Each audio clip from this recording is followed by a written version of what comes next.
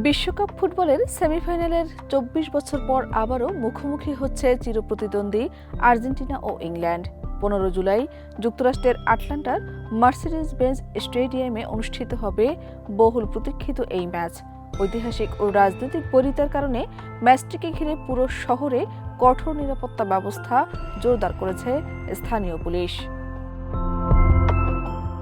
Argentina ইংল্যান্ডের লড়াই শুধু ফুটবলের প্রতিদ্বন্দ্বিতা নয়, এর সঙ্গে জড়িয়ে আছে ১৯৮২ সালের ফকল্যান্ড যুদ্ধ এবং ১৯৮৬ বিশ্বকাপে ডিয়েগো ম্যারাডোনার বিখ্যাত হ্যান্ড অব গড গোলের স্মৃতি। ফলে দুই দেশের সমর্থকদের মধ্যে উত্তেজনা বরাবরই তুঙ্গে থাকে।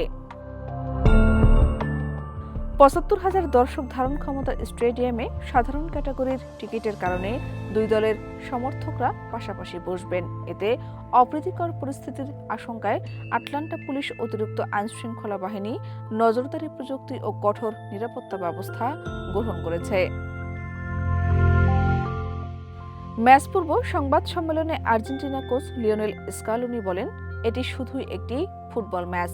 আমরা শক্তিশালী প্রতিপক্ষের মুখোমুখি হচ্ছি, তবে মাঠের বাইরের কোনো বিষয় আমাদের ভাবনায় নেই। মিডফিল্ডার রদ্রিগো ডি পলো একই সুরে বলেন, ফকল্যান্ড বা মালভিনাস নিয়ে আবেগ থাকলেও সেটি আলোচনার জায়গা মাঠ নয়। তাদের লক্ষ্য শুধুই ফুটবল খেলে ফাইনালে জায়গা নিশ্চিত করা। বহুল প্রতীক্ষিত এই সেমিফাইনালকে ঘিরে ইতোমধ্যেই ফুটবল প্রেমীদের মধ্যে তুমুল উত্তেজনা বিরাজ করছে। শাহনাজ পারভীন, দেশ রূপান্তর।